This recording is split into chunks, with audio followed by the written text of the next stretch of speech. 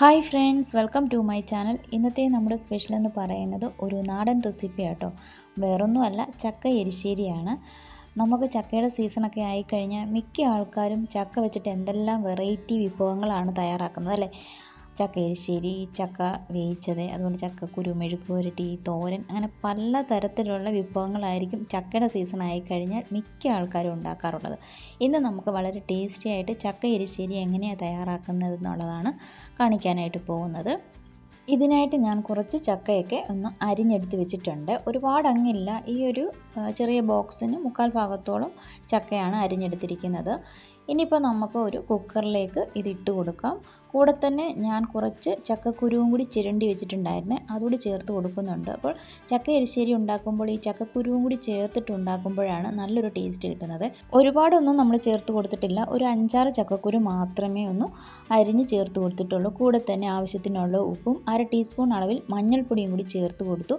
പിന്നെ നമ്മുടെ ഈ ഒരു ചക്കയൊക്കെ വെന്ത് കിട്ടുന്നതിന് ആവശ്യത്തിനുള്ള വെള്ളവും കൂടി ചേർത്ത് കൊടുത്തിട്ട് 2 വിസിൽ അടിക്കുന്നത് വരെ നമുക്കിതൊന്ന് വേവിച്ചെടുക്കാം.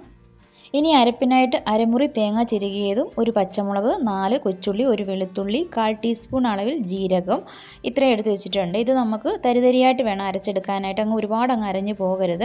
നമ്മളിത് അരച്ചെടുക്കുമ്പോൾ ഇതിൻ്റെ കൂടെ തന്നെ 1/4 ടീസ്പൂൺ അളവിൽ മഞ്ഞൾപ്പൊടിയും 1/4 ടീസ്പൂൺ അളവിൽ മുളക് പൊടിയും കൂടി ചേർത്ത് വേണം അരച്ചെടുക്കാനായിട്ട്. ഇപ്പോൾ നമ്മുടെ ചക്കയും ആ ചക്കക്കുരുവും ഒക്കെ നന്നായിട്ട് വെന്ത് കിട്ടിയിട്ടുണ്ട്. ഇനി നമ്മൾ അരച്ച് വെച്ചിരിക്കുന്ന അരപ്പാണ് ഇതിലേക്ക് ചേർത്ത് കൊടുക്കുന്നത്. അരയ്ക്കുമ്പോൾ പ്രത്യേകം ശ്രദ്ധിക്കണം, ഒരുപാട് അരഞ്ഞു പോകരുത്. അപ്പോൾ അരപ്പ് ചേർത്ത് കൊടുത്തു. കൂടെ തന്നെ നമ്മൾ ആ മിക്സിയിലെ ജാറ് കഴുകി ആ അരപ്പ് വെള്ളവും കൂടി ചേർത്ത് കൊടുത്തിട്ടുണ്ട്. ഇനി ഇതിൻ്റെ ആ ഒരു പച്ചമണമൊക്കെ ഒന്ന് മാറുന്നതിന് വേണ്ടി ഒരു 2 മിനിറ്റ് നമുക്കിതൊന്ന് ചെറിയ തീയിലിട്ടൊന്ന് ചൂടാക്കിയെടുക്കാം. കുറച്ച് കറിവേപ്പിലയും കൂടി ചേർത്ത് കൊടുത്തിട്ടുണ്ട്. എന്നിട്ട് നന്നായിട്ടൊന്ന് ഇളക്കി എടുത്തിട്ടുണ്ട്. ഈ ഒരു സമയം കൊണ്ട് നമ്മുടെ അരപ്പൊക്കെ നന്നായിട്ടൊന്ന് ചൂടായി തിളച്ച് വന്നിട്ടുണ്ട്. ഇനി നമുക്ക് സ്റ്റൗവിൻ്റെ ഫ്ലെയിം അങ്ങ് ഓഫ് ചെയ്ത് കൊടുക്കാം. അതിനുശേഷം നമുക്കിതിലേക്ക് താളിച്ചൊഴിച്ച് കൊടുക്കാം. ഇനി ചട്ടിയിലേക്ക് വെളിച്ചെണ്ണയാണ് ഒഴിച്ചു കൊടുത്തിരിക്കുന്നത്. കൂടെ തന്നെ ഒരു 2 കൊച്ചുള്ളി അരിഞ്ഞതും 1/2 ടീസ്പൂൺ അളവിൽ കടുകും കൂടി ചേർത്ത് കൊടുത്തിട്ടുണ്ട്. കടുക് പൊട്ടിക്കഴിഞ്ഞാൽ പിന്നെ നമുക്ക് 2-3 വറ്റൽമുളകും കറിവേപ്പിലയും കൂടി ചേർത്ത് കൊടുക്കാം. നാടൻ കറി ആയതുകൊണ്ടാണ് വെളിച്ചെണ്ണ ഒഴിച്ചു കൊടുത്തിരിക്കുന്നത്. വെളിച്ചെണ്ണ ഇല്ലെങ്കിൽ നിങ്ങളുടെ കയ്യിലുള്ള സൺഫ്ലവറോ റിഫൈൻഡ് ഓയിലോ ഏതാണെന്ന് വെച്ചാൽ ഒഴിച്ചു കൊടുക്കാം കേട്ടോ. അപ്പോൾ ഈ കറിവേപ്പിലയും കൊച്ചുള്ളിയും വറ്റൽമുളകും ഒക്കെ ഒന്ന് ചെറുതായിട്ടൊന്ന് കളറൊക്കെ ഒന്ന് മാറി വരട്ടെ. ആ ഒരു സമയത്ത് വേണം നമുക്കിതിലേക്ക് കുറച്ച് ചിരകിയ തേങ്ങ ചേർത്ത് കൊടുക്കാനായിട്ട്. അപ്പോൾ ഒരുപാടൊന്നും വേണ്ട, ടേബിൾ സ്പൂൺ അളവിലാണെങ്കിൽ ഞാനിവിടെ ഒരു 4 ടേബിൾ സ്പൂൺ അളവിലാണ് ചേർത്ത് കൊടുത്തിരിക്കുന്നത് തേങ്ങ. ഈ തേങ്ങയുടെ കളറൊക്കെ ഒന്ന് മാറി ലൈറ്റ് ബ്രൗൺ കളറാകുന്നത് വരെ നമുക്കിതൊന്ന് വറുത്തെടുക്കണം. ഈ ഒരു കളറാകുന്നത് വരെ വേണം എടുക്കാനായിട്ട്. കരിഞ്ഞു പോകല്ലേ, കരിഞ്ഞു പോയാൽ നമ്മളിത് കറിയിലേക്ക് ചേർത്ത് കൊടുക്കുമ്പോൾ കറിയുടെ ആ ഒരു ടേസ്റ്റ് മാറിപ്പോകും. ഇതിപ്പോൾ കറക്റ്റ് പാകത്തിനായിട്ടുണ്ട്. ഇനി നമുക്ക് ഇത് കറിയിലേക്ക് ഒഴിച്ചു കൊടുക്കാം. അതിനുശേഷം നന്നായിട്ട് ഇതൊന്ന് ഇളക്കിയെടുക്കേണ്ടതായിട്ടുണ്ട്. അപ്പോൾ മുഴുവനായിട്ട് ഞാൻ ഇതിലേക്ക് ചേർത്ത് കൊടുത്തിട്ടുണ്ട്. ഇനി നന്നായിട്ടൊന്ന് ഇളക്കിയെടുക്കാനായിട്ട് പോവാണേ.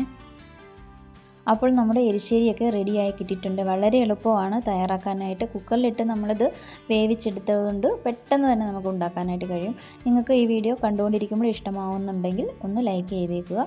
അതുപോലെ തന്നെ നിങ്ങളുടെ അഭിപ്രായങ്ങളൊക്കെ മറക്കാതെ കമൻറ്റ് ബോക്സിലൂടെ ഒന്ന് അറിയിച്ചേക്കണേ.